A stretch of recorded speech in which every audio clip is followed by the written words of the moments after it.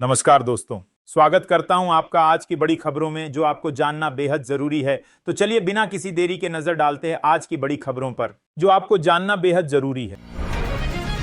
प्रधानमंत्री मोदी ने कहा कि भारत आज सिर्फ एक उभरता हुआ बाजार नहीं बल्कि दुनिया के लिए एक उभरता हुआ मॉडल बन रहा है। उन्होंने बताया कि देश अपनी तेज आर्थिक वृद्धि, मजबूत लोकतांत्रिक व्यवस्था, स्टार्टअप शक्ति और वैश्विक विश्वास के कारण नई दिशा दे रहा है। मोदी ने भारत को स्थिर, सक्षम और भविष्य निर्माता बताया। छत्तीसगढ़ के सुकमा जिले में बड़ी सफलता मिली है। सुरक्षा बलों ने एनकाउंटर में टॉप नक्सल कमांडर हिडमा को उसकी पत्नी सहित मार गिराया। मुठभेड़ में कुल 6 नक्सली ढेर हुए। हिडमा पर 50 लाख रुपए का इनाम था और वह कई बड़े हमलों का मास्टरमाइंड माना जाता था। इस ऑपरेशन को सुरक्षा एजेंसियों की बड़ी उपलब्धि बताया जा रहा है।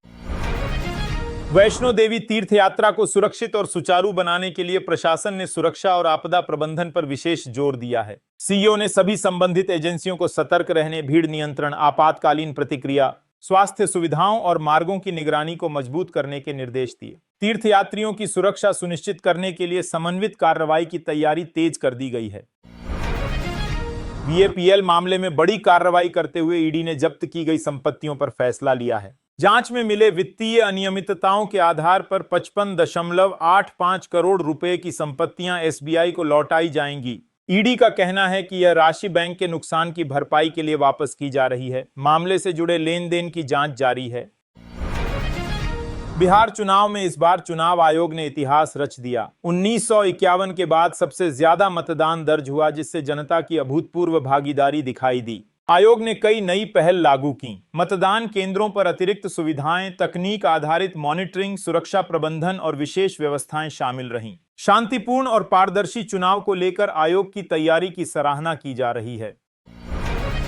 विदेश मंत्रालय ने कहा कि भारत बांग्लादेश के लोगों के हितों, शांति, लोकतंत्र और स्थिरता के लिए पूरी तरह प्रतिबद्ध है। मंत्रालय ने दो देशों के ऐतिहासिक संबंधों, आपसी भरोसे और सहयोग को मजबूत करने की बात दोहराई। भारत ने स्पष्ट किया कि उसका उद्देश्य क्षेत्र में स्थिरता बनाए रखना और बांग्लादेश के लोगों के हितों की रक्षा करना है। झारखंड के हजारीबाग में बड़ी वारदात हुई, जहां हथियारबंद बदमाशों ने एक ज्वेलर्स शोरूम से 35 किलो सोना और 60 किलो चांदी लूट ली। घटना के बाद बदमाश फरार हो गए। पुलिस ने पूरे इलाके में सर्च ऑपरेशन शुरू कर दिया है और सीसीटीवी फुटेज खंगाले जा रहे हैं। मामला जिले की सबसे बड़ी लूट में से एक माना जा रहा है। बांग्लादेश में शेख हसीना को मिली सजा पर अवामी लीग ने कड़ा रुख अपनाया है। पार्टी ने फैसले को अवैध बताते हुए कहा कि यह राजनीतिक रूप से प्रेरित है। विरोध दर्ज कराने के लिए अवामी लीग ने मंगलवार को देशव्यापी बंद का ऐलान किया है। फैसले के बाद देश में तनाव बढ़ गया है और सुरक्षा एजेंसियां हाई अलर्ट पर हैं। संजय निषाद ने अखिलेश यादव पर हमला बोलते हुए कहा कि देश बयानबाजी से नहीं, जनता के वोट से चलता है। उन्होंने विपक्ष पर सिर्फ बयान देने और जमीनी मुद्दों से दूर रहने का आरोप लगाया। निषाद ने दावा किया कि जनता विकास और स्थिरता चाहती है, इसलिए लोकतांत्रिक व्यवस्था में फैसला केवल वोट ही तय करता है। सुप्रीम कोर्ट ने घरेलू हवाई यात्रा के बढ़ते किरायों पर कड़ा रुख अपनाते हुए केंद्र सरकार और डीजीसीए को नोटिस जारी किया है। कोर्ट ने पूछा है कि एयरलाइंस मनमाने तौर पर किराए क्यों बढ़ा रही हैं और इसे नियंत्रित करने के लिए क्या कदम उठाए गए हैं। अदालत ने इसे आम यात्रियों से जुड़ा गंभीर मुद्दा बताते हुए जवाब मांगा है। जम्मू कश्मीर में सुरक्षा बलों को बड़ी सफलता मिली है। आतंकी उमर के एक और साथी को गिरफ्तार कर लिया गया है। यह गिरफ्तारी हाल ही में हुए आतंकी नेटवर्क के खुलासों से जुड़ी बताई जा रही है। आरोपी पर हथियार सप्लाई और लॉजिस्टिक सपोर्ट देने का शक है। सुरक्षा एजेंसियां उससे पूछताछ कर रही हैं। 2025 में चीन यूरोप रेलवे एक्सप्रेस ने नया रिकॉर्ड बनाया है। इस साल अब तक 5000 से अधिक ट्रेनों का संचालन किया गया, जिससे एशिया और यूरोप के बीच व्यापारिक संपर्क और तेज हुआ है। यह रेलवे नेटवर्क माल ढुलाई का प्रमुख माध्यम बन चुका है और चीन का कहना है कि इससे सप्लाई चेन और लॉजिस्टिक क्षमता दोनों मजबूत हुई हैं। शेख हसीना ने आईटीसी के फैसले पर सवाल उठाते हुए कहा कि यह निर्णय कई कानूनी और प्रक्रिया संबंधी संदेह खड़ा करता है। उन्होंने दावा किया कि फैसले में कई तथ्यात्मक कमियां हैं और इसे राजनीतिक रूप से प्रभावित बताया। हसीना ने कहा कि ऐसे निर्णय देश की लोकतांत्रिक प्रक्रियाओं और न्यायिक विश्वसनीयता पर गंभीर असर डालते हैं। सप्ताह के कारोबार में उतार चढ़ाव के बीच सेंसेक्स 388 अंक की बढ़त के साथ मजबूती से बंद हुआ। बैंकिंग, आईटी और ऑटो सेक्टर में खरीदारी से बाजार को समर्थन मिला। वैश्विक संकेत भी सकारात्मक रहे। निवेशकों में भरोसा लौटा है और बाजार में स्थिरता के संकेत दिखाई दे रहे हैं।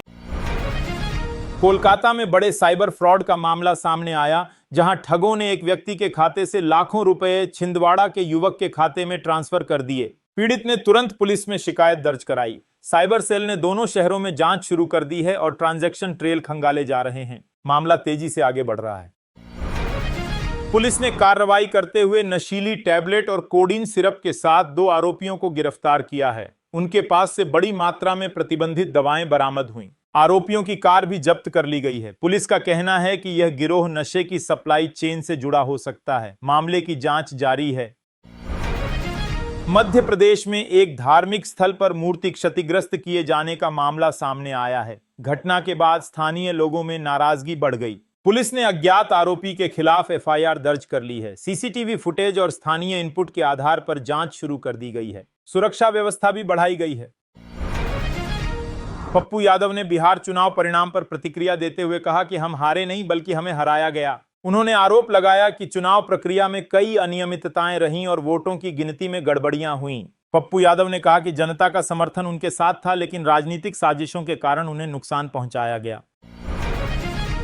भारत के विदेश मंत्री एस जयशंकर रूस पहुंचे, जहां वे द्विपक्षीय संबंधों, रक्षा सहयोग, ऊर्जा साझेदारी और अंतर्राष्ट्रीय मुद्दों पर उच्च स्तरीय वार्ता करेंगे। उनकी यह यात्रा दोनों देशों के रणनीतिक संबंधों को और मजबूत करने के लिए महत्वपूर्ण मानी जा रही है। जयशंकर रूस के शीर्ष नेतृत्व से मुलाकात कर कई अहम मुद्दों पर चर्चा करेंगे। बिहार में नई सरकार गठन की प्रक्रिया तेज हो गई है। आधिकारिक घोषणा के अनुसार 20 नवंबर को शपथ ग्रहण समारोह आयोजित होगा। विजयी गठबंधन के नेता इसी दिन मुख्यमंत्री पद की शपथ लेंगे। कार्यक्रम की तैयारियां शुरू कर दी गई हैं और सुरक्षा व्यवस्था भी कड़ी कर दी गई है। समारोह में कई केंद्रीय नेता शामिल होने की उम्मीद है। दिल्ली एनसीआर में प्रदूषण स्तर लगातार चिंताजनक बना हुआ है। कई इलाकों में AQI 400 के पार पहुंच गया, जिसे गंभीर श्रेणी माना जाता है। धुंध और स्मॉग के कारण लोगों को सांस लेने में दिक्कत हो रही है। विशेषज्ञों ने स्वास्थ्य सावधानियां बरतने की सलाह दी है, जबकि सरकार हालात सुधारने के लिए आवश्यक कदमों पर विचार कर रही है। बाला साहेब ठाकरे की पुण्यतिथि पर केंद्रीय गृह मंत्री अमित शाह सहित कई नेताओं ने उन्हें श्रद्धांजलि दी। नेताओं ने कहा कि ठाकरे ने महाराष्ट्र की राजनीति और हिंदुत्व की विचारधारा को नई दिशा दी। सोशल मीडिया पर भी लोगों ने उन्हें याद किया। विभिन्न कार्यक्रमों में उनके योगदान और नेतृत्व को सम्मानपूर्वक याद किया गया। केरल में SIR प्रक्रिया के दौरान एक BLO द्वारा आत्महत्या किए जाने के बाद कर्मचारी संगठनों में आक्रोश बढ़ गया है। संगठनों ने इसे अत्यधिक कार्यभार और प्रशासनिक दबाव का नतीजा बताते हुए काम का बहिष्कार शुरू कर दिया है। वे सुरक्षित कार्य वातावरण, मानसिक दबाव कम करने और उचित व्यवस्था की मांग कर रहे हैं। सरकार मामले की जांच कर रही है। दिल्ली के द्वारका इलाके में पुलिस ने एक कुख्यात साइकिल चोर को गिरफ्तार किया है। आरोपी के पास से 16 चोरी की साइकिलें बरामद हुई हैं। वह लंबे समय से इलाके में चोरी की वारदातों को अंजाम दे रहा था। पुलिस ने कहा कि आरोपी आदतन अपराधी है और उससे अन्य मामलों की जानकारी भी जुटाई जा रही है। नोएडा के कृष्णा प्लाजा में अचानक भीषण आग लग गई, जिससे इलाके में अफरा तफरी मच गई। दमकल विभाग की कई गाड़ियों ने घंटों की मशक्कत के बाद आग पर पूरी तरह काबू पा लिया। राहत की बात है कि कोई जनहानि नहीं हुई। आग के कारणों की जांच जारी है और प्रशासन ने सुरक्षा इंतजामों की समीक्षा शुरू कर दी। इजरायल डिफेंस फोर्स ने स्वीकार किया कि गलत पहचान के कारण उनके सैनिकों ने संयुक्त राष्ट्र के शांति सैनिकों पर गोलीबारी की। घटना लेबनान सीमा के पास हुई थी। IDF ने इसे एक गंभीर गलती बताते हुए जांच शुरू कर दी है। सौभाग्य से किसी शांति सैनिक को चोट नहीं लगी। संयुक्त राष्ट्र ने घटना पर चिंता जताई है। फरीदाबाद में एक किराए के कमरे में रह रहे जसीर वाणी को महीनों तक आतंकी संगठन ने ब्रेन वॉश किया था। उसे सुसाइड बॉम्बर बनाने की तैयारी की जा रही थी, लेकिन ऐन मौके पर उसने मना कर दिया। सुरक्षा एजेंसियों ने बताया कि जसीर ने डर और पछतावे के चलते योजना छोड़ दी। अब उससे पूरे नेटवर्क के बारे में पूछताछ जारी है। बांग्लादेश में अंतरिम सरकार ने मीडिया संस्थानों को चेतावनी जारी की है कि वे शेख हसीना के किसी भी बयान या संदेश को प्रकाशित न करें। सरकार का कहना है कि ऐसा कंटेंट देश की शांति और कानून व्यवस्था को प्रभावित कर सकता है। चेतावनी के बाद मीडिया संस्थानों में सतर्कता बढ़ गई है और कई चैनलों ने संबंधित सामग्री हटाना शुरू कर दिया है। प्रशांत किशोर ने कहा कि मैं बिहार नहीं छोड़ूंगा, भविष्य में जीत हमारी जरूर होगी। कि उन्होंने दावा किया कि जनता बदलाव चाहती है और उसकी उम्मीदें उनके साथ जुड़ी हैं। पीके ने कहा कि चुनावी नतीजे चाहे जैसे हों, उनका संघर्ष जारी रहेगा। उन्होंने भविष्य में और मजबूत होकर वापसी करने की बात कही। दिल्ली में सुरक्षा एजेंसियों को उस समय अलर्ट रहना पड़ा जब 2 सीआरपीएफ स्कूलों को बम धमाके की धमकी मिली। इसके बाद तुरंत पुलिस और बम निरोधक दस्ता मौके पर भेजा गया। इसी बीच साकेत और रोहिणी कोर्ट में भी सुरक्षा बढ़ा दी गई। जांच में धमकी ईमेल की सच्चाई पता लगाने के प्रयास जारी हैं। उत्तर प्रदेश के मुख्यमंत्री योगी आदित्यनाथ ने गोरखपुर में एसआईआर का फॉर्म भरा, जिसके बाद पूरे जिले में प्रक्रिया को लेकर हलचल तेज हो गई। अधिकारियों ने इसे एक प्रतीकात्मक कदम बताते हुए कहा कि इससे लोगों में जागरूकता बढ़ेगी। सीएम के इस कदम से प्रदेश भर में एसआईआर प्रक्रिया को गति मिलने की उम्मीद जताई जा रही है। पश्चिम बंगाल में एसआईआर प्रक्रिया के दौरान चुनाव आयोग अब एआई तकनीक का इस्तेमाल करेगा। इसका उद्देश्य फर्जी, मृत और डुप्लीकेट मतदाताओं की पहचान करना है। आयोग का कहना है कि डिजिटल डेटा मिलान और फेस मैचिंग टूल से मतदाता सूची को अधिक सटीक और पारदर्शी बनाया जाएगा। इससे चुनावी प्रक्रिया की शुद्धता और विश्वसनीयता बढ़ाने में मदद मिलेगी। केरल सरकार ने राज्य में चल रही एसआईआर प्रक्रिया पर रोक लगाने की मांग करते हुए सुप्रीम कोर्ट में याचिका दायर की है। सरकार का कहना है कि यह प्रक्रिया प्रशासनिक ढांचे पर अतिरिक्त बोझ डाल रही है और इससे कर्मचारियों पर अनावश्यक दबाव बढ़ा है। कोर्ट से अनुरोध किया गया है कि मामले की जल्द सुनवाई कर राहत दी जाए। ईरान ने भारतीय नागरिकों के लिए वीजा मुक्त प्रवेश को निलंबित कर दिया है।